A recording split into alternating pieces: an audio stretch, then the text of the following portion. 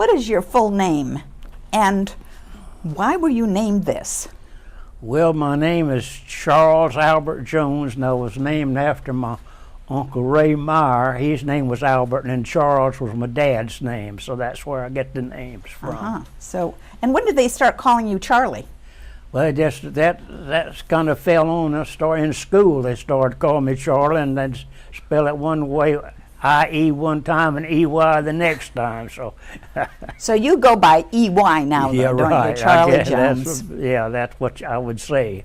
So what is the date of your birth, and where were you born, Charley? The date of my birth was April 3rd, 1924, and I was born on the Snyder Grove up here, just about 3/4 of a mile almost due north of here. Mm-hmm. And why were you born on a grove, Charley? Well, because my father, he was a superintendent of a big orange grove, and that's where we lived. Yeah.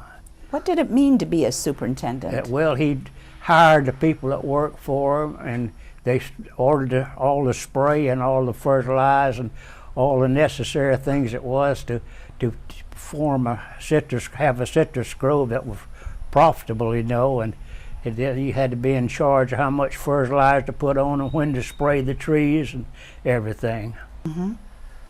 So, do you remember your grandparents, Charley? You mentioned their names on both your father's side and your mother's side, but what memories do you have about your grandparents? Well, I have good memories about them. They were awful good to children. I remember, of course, my grandfather. He came from Washington, you know, when we had a lot of kin folks up there, and then my grandmother, of course, she lived in Wall Springs, Florida, a lot, but then she came from Ocala, really, on the going side. Mm-hmm. Yeah.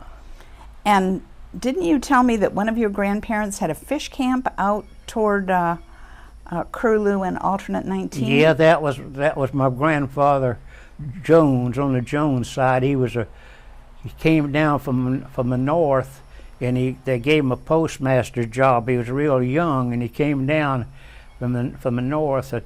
Two of his brothers fought for the north and one for the south, and he was too young, so they came down here and gave him a postmaster job over there north of Tampa. Now it's Land of Lakes in that area, and they thought that the people thought he was a sympathizer with the north, you know, and which probably was in his heart, but you know, he never let it be known to post office, and so they burned the house down, you know, because a lot of that went on those days when people, you know, they didn't like people after the war, you know, and that war made a lot of difference. So what happened after they burned the house down? Did they leave, or did they stay leave? They anyway? come over here, and they settled over here, and they bought property. And at first they owned property in Hillsborough County. Then he decided he wanted to build a fish camp, so he bought that 5 acres over there where Walgreens Pharmacy is now. They owned at one time. Of course, land wasn't worth anything. There's just a lot of land you could buy just practically for nothing. And then my dad, he went off to the First World War, and they thought he was killed. My grandmother got a letter that he was killed, but he didn't. He was put in the last room that they was supposed to be dead when they got there, but he survived. Wow. He had lung damage. He was on the front lines there, and he got wounded, and then he got gassed on top of that. So anyway, he survived, and then my grandmother to give him that 5 acres over there where Walgreens store is, and they got a letter that he had passed away, you know, killed in action, and she thought he had, so she gave the land to my uncle. And so of course, land wasn't worth anything there, and especially around the water, people like to live away from the water on account of the storms, you know. And so it was a strange store, but they all like Model T Fords, you know, and he went out and traded the land for the Model T Ford. It broke down before he got home, and he never used the Ford. That was really comical. Indeed. So you said that your father was a superintendent on the Groves. Is that the only job he had in his lifetime? No, he did a lot of carpenter work. My dad was a carpenter too. He belonged to the union in Clearwater for many years. Yeah. And then didn't he work for the county during the Depression? Yeah, he or did. The city He or sure something? did. He worked for the county for several years, 4 or 5 years, but the county tried to divide the work up where they just let them work 2 or 3 days a week, just enough to survive, get money enough to survive on. I remember one time my dad, he got paid an extra day for working, and then the next week the county took it out of his pay. They found a mistake, and he was really sorry about that, because I think he only got $4.50 a week, you know, for that work, and then it was cut down a day while he didn't get much. Did the county ever pay in script, Charlie? Yeah, they did. I remember Daddy used to have to get script. I guess the county worked with the W Works Progress Administration, and they took care of most of that, and they paid in this script that was just, you could just use it at certain places, because certain stores they couldn't afford to give the credit, you know, and the store had to be able to give credit, and then they could cash the script in later on to get their money for the food or whatever they were buying. Those were hard times during the Depression, It was weren't hard they? times in doing the Thurgis, yes, ma'am. Right. Did your mother ever work for a living? Well, she did for a few years there. She worked. My aunt was she was a superintendent of a cafeteria up in Ozona School, and my mother worked up there some, helping with the, you know, with the Kitchen children, help, feeding the children. Yeah.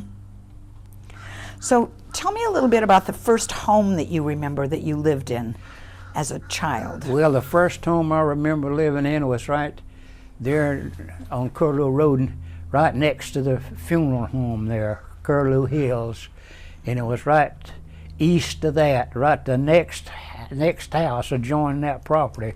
I think now there's a Greek place there. They have a big auditorium there, but that's where we lived, was a house right there, and that was my first memory of where we lived. So tell me what your house was like. Was it a... Well, it was just a regular country home, and it was they call them shotgun houses there. You could, and they had vertical siding on the rough boards with then battens over the cracks in the boards, and then of course they was on blocks. So there wasn't any permanent foundations. They were just sitting on mostly blocks that they cut out of the woods, you know, to be heart pine where they wouldn't rot, you know, and they would make the blocks out of those heart pine wood. And tell me what it means to be a shotgun house. Well, a shotgun house, they said you could go in the front door and look all the way through the back door. Said you could shoot a shotgun right through the house and not hit any walls. Charlie, your kitchen was simple. I mean, it was like a wood fire stove, or did you have a gas stove or electricity? Or well, in the early days. In the early days, we just had a small wood stove in there. You cut the wood, and then you had to get up, and you had to get up early if the children going to school, get the fire going, especially in the winter time, you know, and then had to do your cooking on that wood stove. And later on, in the late 30s, why I remember Mother got a big kerosene stove. I mean, she didn't get a new one; she got a second-hand one, but it was better than having to cut that wood and you know. Who cut the wood, and who brought the wood in? Who got the stove started? The kids mostly did, because my dad, he'd be working most of the time, but he'd get the wood there for us, and then he'd cut it up. We'd bring it in as necessary, or you know, for the fire. So what did Mom cook? What did you? What was the average meal that you had every day? Did Well, you have the best thing they cooked in when hard times was beans and rice. Man, we loved beans, and there was good substantial food, and we all learned to eat beans and rice, and then had oatmeal. Mostly that's a prime breakfast we had, was oatmeal. And of course, the older people, they drank coffee and oatmeal. That's the main breakfast. And what if you wanted to have a friend come over and have dinner at your house, or you went to a friend's house for dinner? Did they serve anything special? Well, sometimes the best thing we served was fried chicken. Everybody had chickens, and ducks, and it had, if something special happened, we'd have fried chicken. Everybody liked fried chicken,